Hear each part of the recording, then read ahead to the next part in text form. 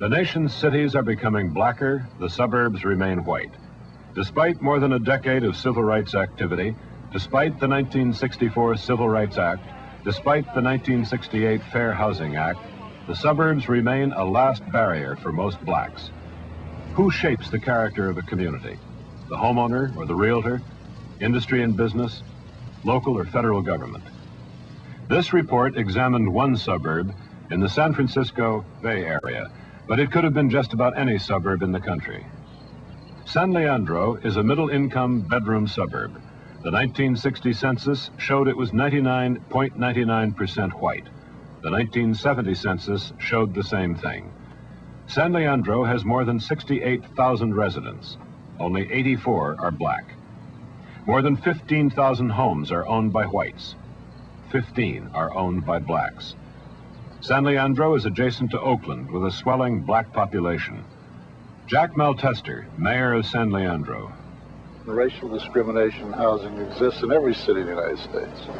There is no simple answer to why there is a large black population on one side in Oakland, and right across the line, the lack of even 1% black within the city of San Leandro. I know many blacks in Oakland that don't want to move into San Leandro. They wouldn't move here or away from their own neighborhoods, probably if you gave them a place for half price. We didn't see inside any houses. We couldn't get any real estate brokers to take us in and show us any property in the city, in the community. This is the experience of one young black couple. They asked that their identity not be made known. They are both professionals with a combined income of more than $15,000. They looked for a home for 4 months. In San Leandro, they were never shown a piece of property. They finally purchased a home in this East Oakland neighborhood for more than $40,000. They'd wanted to spend no more than $30,000. We would get reasons why we shouldn't buy there. People, they would steer us to different communities, and they wouldn't show us any property at all. Then you would ask for, could you show us something there, and it's just been sold. And we had just seen it on the street for sale sign, this sort of thing. What is the role of the real estate industry in shaping a community? We spoke with several realtors of San Leandro and surrounding communities. This is one of the prime areas of San Leandro where most buyers would like to locate. Hank Diedrich, the third generation of the oldest real estate firm in town. Walt Egbertson, head of Woodron Realty, the city's largest realtor. Frank Stroffus, president of the Southern Alameda County Board of Realtors, which regulates the activities of local brokers. Rex Hayes, a realtor in neighboring Hayward. He was once a realtor in San Leandro. Ray Collins, an Oakland realtor with an office less than 1.5 miles from the San Leandro border. He has handled more than 15,000 pieces of property. This is Durant Avenue, the borderline between San Leandro and Oakland.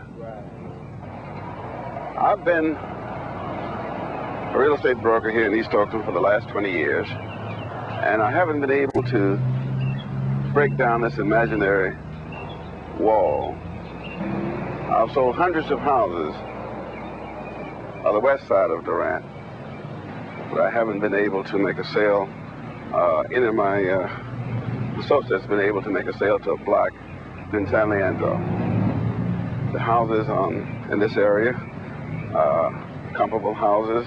There's no reason that a person wouldn't be able to buy a similar house on the other side of the street as well as buy one on the west side of the street. When I first started in real estate in San Leandro, I was called by a party who wished to see a home that was in San Leandro. It was listed by another broker, and I was requested to show the party the home. I made an appointment, and I showed it to him, and it was a black family. Before I got back to my office, my broker knew about it from the listing broker, and I was told that was a rather dumb act, and I was certainly new in the business, that I should wise up. I've had an opportunity on 1 or 2 occasions to present an offer, but during the presentation, the broker, I learned later that he was giving signs to the owner as to when to get back and when to talk. We were supposed to meet at the property, and neither were supposed to have gone in to see the owner before the other. But I got there a few minutes early, and when I got there, he was coming out of the owner's house, and he had apparently been in and told her to reject my offer.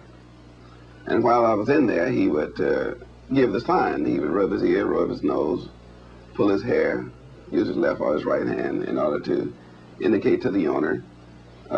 And the reason I know this to be a fact is because I cooperated with him on an Oakland property later, and he told me these were the kinds of things he did when he wanted his seller to react.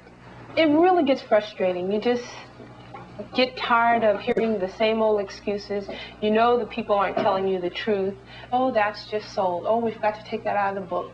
Oh, that went on the market yesterday and it was sold the day before. Oh, that has to be appraised, you know. And that was really our quitting point right there. From that point on, we just said forget about it. We were, you know, at the point where we didn't care anymore. Very hard to have much change because the economic picture as far as what the price and value for what you're spending your dollar for in housing in San Leandro is concerned compared to the other areas, this is still a very high-cost area. Well, they frequently come up with the economic situation, and I don't feel that way at all.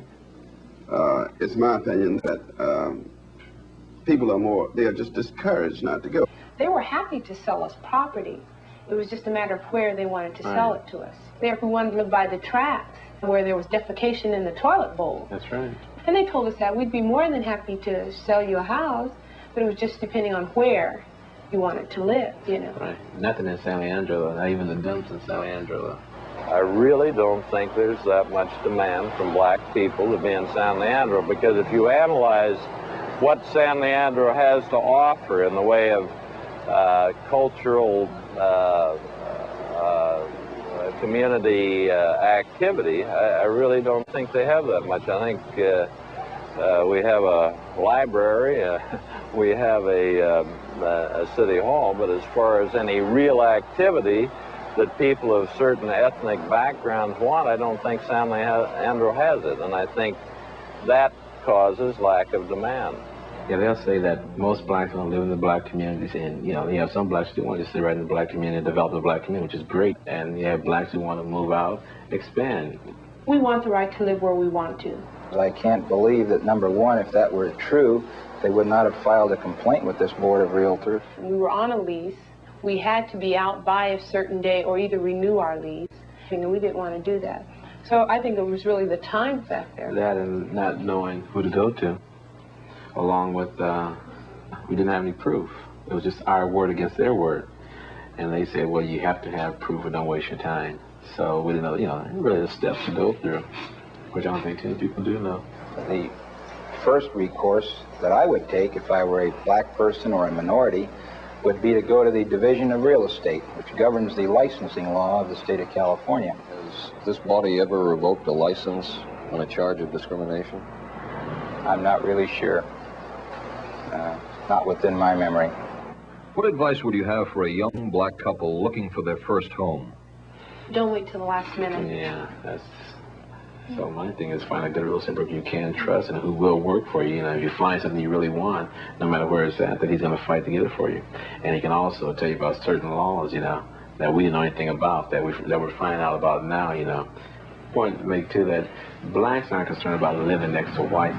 He just wants something nice, and the nice thing, they have the nice thing, and they're trying to keep it. So it's not the point that we want to live in a white community. We want to live in a nice community. It's not for them to make the choice where we can live.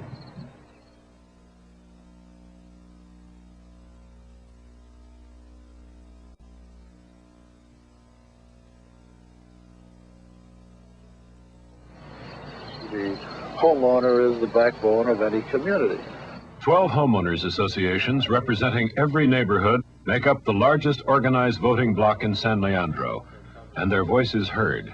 I do believe the homeowners do have some political clout, and I believe on issues that are public, that do affect the city as a whole, that they still have political clout. And they do apply pressure on councilmen, individual councilmen, in regard to votes. And they are bound and determined that someone who happens to be poor is not going to live here, that someone who happens to be black will not live here, and someone who happens to be different in culture than they are will not live here. Glennie Nosti is a housewife and mother of 3 young girls.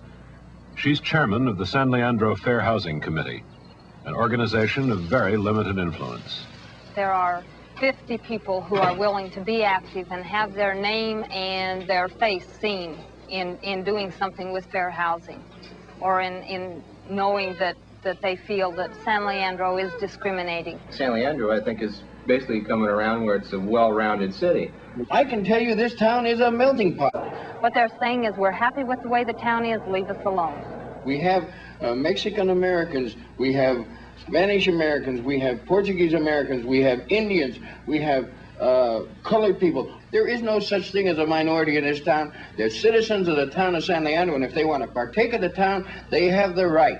There are very many people in the poorer class who just do not understand the mechanics of running a smoothly run household. All I'm saying is, if a person wants to live here, if they have a desire to live here, if they have friends that live here, let them buy. Let them live here. I think that the press and maybe some of our own council have overestimated the strength of the Homeowners Association. You still have to take them into account, though, because they are the largest organized we do, bloc. naturally. When you're running for office, you take every vote into account. A proposal for a San Leandro Human Relations Commission was placed before City Council. Passage was assured. But after a vigorous telephone campaign against the measure, the votes disintegrated. Instead, City Council created the post of Community Relations Representative. Cal Gustafson holds that position. When a black family does come into this city, it's assimilated. We all know that this doesn't happen in all communities. I think that San Leandro is rather unique there. You're saying that the 84 blacks who live here in the city of 68,000 have been assimilated? I should say so. I should say so. Very much so. Would you say that the assimilation might be rather minute? It's complete insofar as it goes. We can't help that there's 84 families, as few as 84 families. 84 persons. 84 persons, thank you. Something like 23 families, I believe it is, the correct figure. I'm proud to say that there are no incidents occurring that would indicate that they have not been assimilated. In the 3 years that you have held this office, how many complaints of racial discrimination have you heard? One. What do you think accounts for that?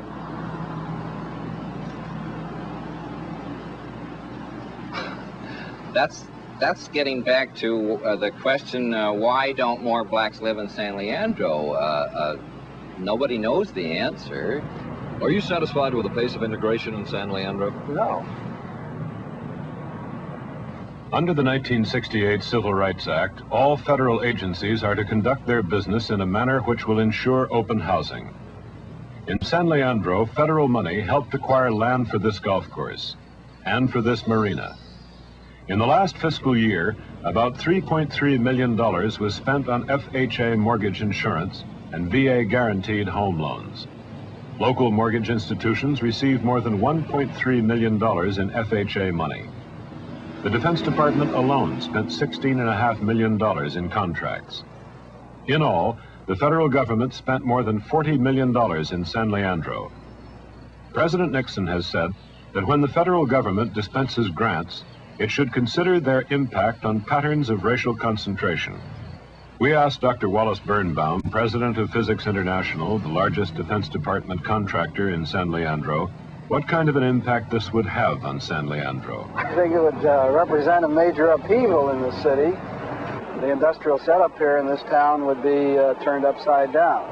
We asked Frank King, executive vice president of the San Leandro Chamber of Commerce, about industry's role in seeking out housing for blue-collar workers. I think in general, industrial people are hesitant to get into housing programs. In a metropolitan area like this, housing is reasonably close to the plants, and there does not appear to be a problem there. The local public transportation system is highly inadequate, and the only way to really get out here in a decent time is to try to get some ride in private transportation. I have no answer for that. It may be they just are not accustomed to commuting to our city. So either you join a ride pool or you have one hell of a time getting here. It could take you 1 hour and 3/4 to 2 hours for a very short distance. And that is a major hardship, and one that has had a fair impact in our training programs associated with the so-called hardcore unemployed groups, in which you're really introducing people for the first time into the employment system, and they get very discouraged. As the black people improve themselves economically, then they become more accustomed to the white man's ways and more desirous of becoming part of it and part of the ways. Becoming part of the white man's ways? Well, becoming part of the white man's culture. Do you know any blacks who have said this? No. What was it like in San Leandro for you? It was terrible. Why? Because there wasn't nothing to do, there was nobody to play, and all they did was call you names. What did they call you? Nigger, blackie, and they would sometimes they would call me charcoal and stuff like that. Robin Collins and her parents lived in this $56,000 home in San Leandro.